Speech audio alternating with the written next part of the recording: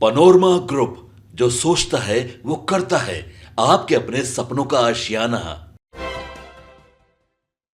लोकसभा चुनाव 2024 को लेकर वोटों की गिनती मंगलवार को चल रही है। चुनावी नतीजों के रुझान से पता चलता है कि बिहार में इंडिया गठबंधन बहुत अच्छा करता नजर नहीं आ रहा है, जो कि केवल 7 सीटों पर बढ़त बनाए हुए है। भाजपा के नेतृत्व वाले एनडीए के खिलाफ लड़ाई में आरजेडी का प्रदर्शन पड़ोसी राज्य उत्तर प्रदेश की तरह शानदार नहीं है। चुनाव आयोग के ताजा आंकड़ों के मुताबिक राजद उम्मीदवार 4 सीटों पर आगे चल रहे हैं। हालांकि बिहार में विपक्षी गुट ने कम से कम 20 से 25 सीटें जीतने का दावा किया था। तेजस्वी प्रसाद यादव ने खुद यह बात कही थी, जो 2 महीने तक चुनाव प्रचार में लगातार जुटे रहे।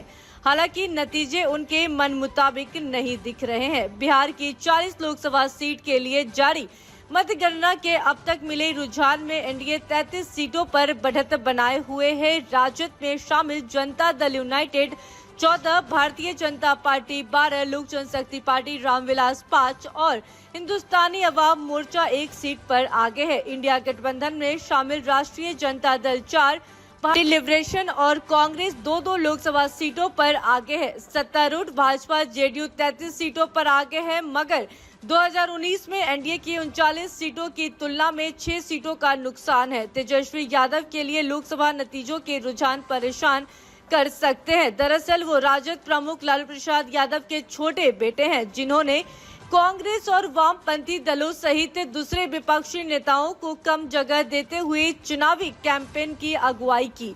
कांग्रेस नेता राहुल गांधी प्रचार के लिए महज 4 रैलियां करने बिहार आए। एक तरह से बिहार में इंडिया गठबंधन का प्रमुख चेहरा तेजस्वी ही बने रहे। प्रचार के दौरान उन्होंने मतदाताओं को 1 करोड़ नौकरियां देने का आश्वासन दिया। तेजस्वी यादव ने कहा कि वो ऐसा करेंगे, जैसा कि उन्होंने जेडीयू के साथ पिछले ग्रैंड अलायंस सरकार में डिप्टी सीएम रहते किया था। ऐसा मालूम होता है कि लोकसभा चुनाव में उनकी यह अपील लोगों को बहुत ज्यादा प्रभावित नहीं कर सकी।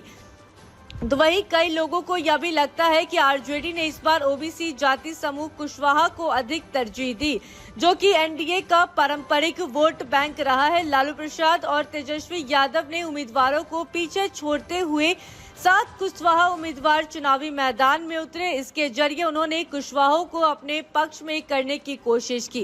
राजद के इस प्रयोग को लेकर ओबीसी मतदाताओं के बीच ज्यादा दिलचस्पी नहीं दिखी। राजद का लंबे समय तक यादव मुस्लिम समीकरण पर फोकस रहा है। इस बार वो इससे कुछ हटते नजर आए तो बात नहीं बनी। यही वजह थी कि कुछ नेता विद्रोही हो गए और इंडिया गठबंधन के उम्मीदवार के खिलाफ चुनाव लड़ा। राजद और इंडिया ब्लॉक यादवों के बीच वोटों के विभाजन को रोकने में कामयाब नहीं हुआ। इससे एनडीए को अपनी सीटों को बड़े पैमाने पर वापस हासिल करने में मदद मिली है।